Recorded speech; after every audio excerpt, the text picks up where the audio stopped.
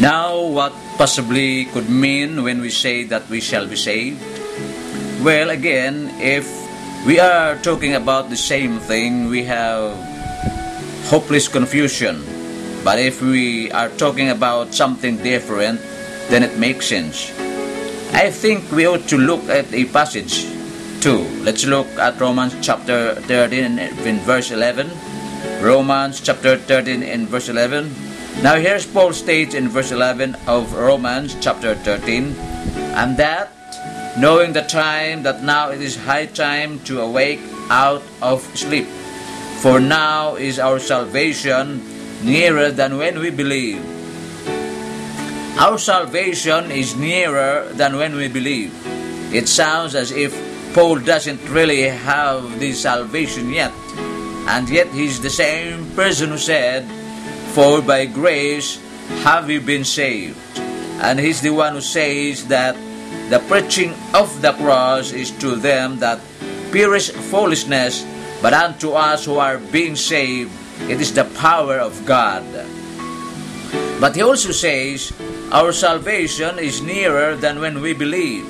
And of course, he could not possibly say that if he meant salvation from the penalty of sin.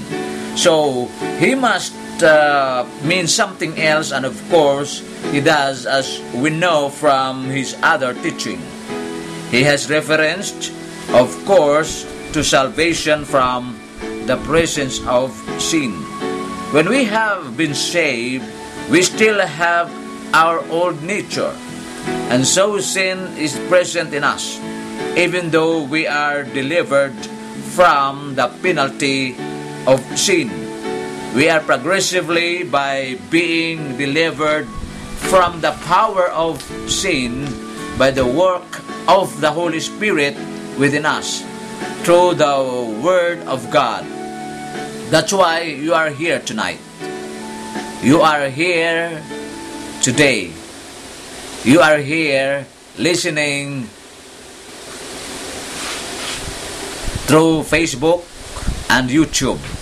I hope after listening you leave more delivered from the power of sin, but there is a time coming when Jesus Christ shall come, and the saints should go up to meet him in the air, and all of us who have old natures will have those old natures eradicated, eliminated, destroyed, but not until then.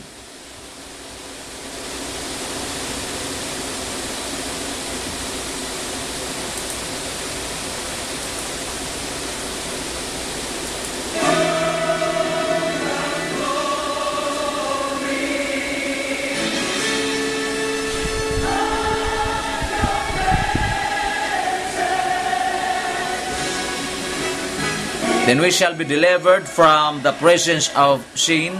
So you see, it's possible to speak of salvation in three tenses: past, present, and future.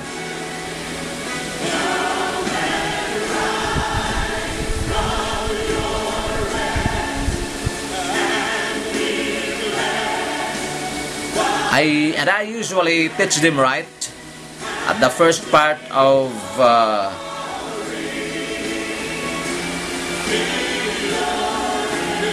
the teaching about salvation, where Paul states that the gospel is the power of God unto salvation to everyone that believeth, to the Jew first and also to the Greek.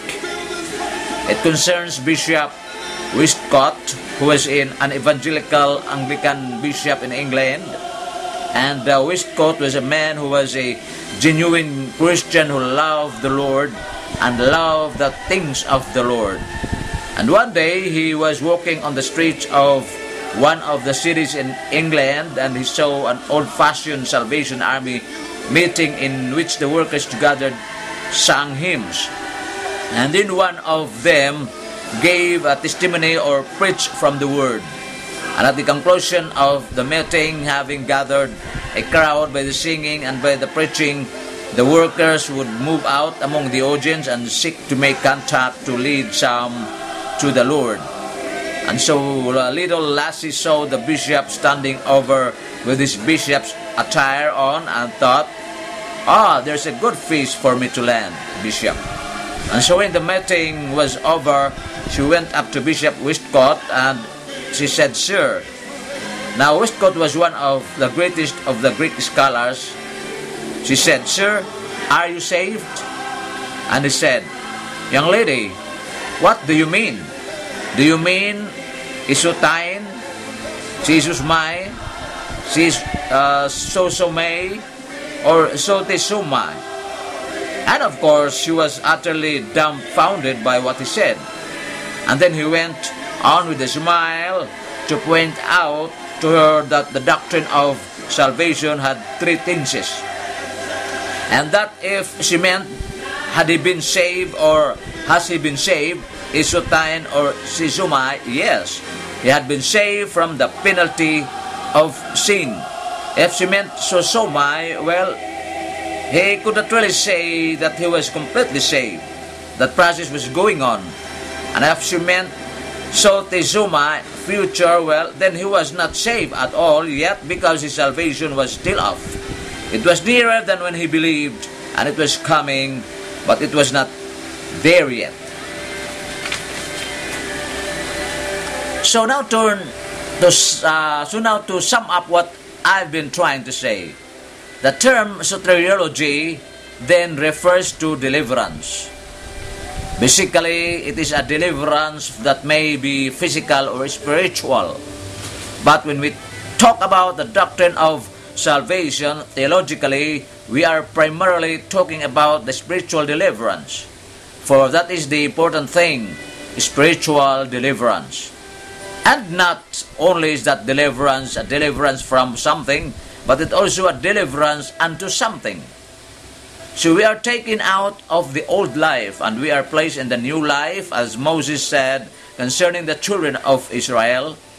God has brought you out that He might bring you in. And it isn't enough, by the way, for us to know that we have been saved from the penalty of sin. He wants us to go on and discover all of the things that we have in Christ, what we have now and what we shall have. And then that salvation has three tenses. That spiritual salvation has three tenses: past, present, and future. One from the penalty of sin, the other two from the power and presence of sin. Now, Romans chapter 2, the relation of soteriology to systematic theology. And let me just say very simply that what I meant by this heading is soteriology is the natural outcome of the work of Jesus Christ. Now, we have studied, and I have studied several years. Over here, we have studied bibliology, or the study of the doctrine of the Bible. We said something about its inspiration, remember, and the revelation that God has given us. And we said something about illumination, how we understand the Bible through the Spirit's work. We also studied theology proper. We studied the Trinity, for example, the decrees of God, the providence of God, and other matters along that line. And then we studied angelology and anthropology. We studied the doctrine of Satan and we studied the doctrine of man. They were related and we tried to relate them, and we showed how Satan Satan was created, how Satan feel, how through Satan man having been created feel. And we then finished with the history of the activities of Satan according to the Bible.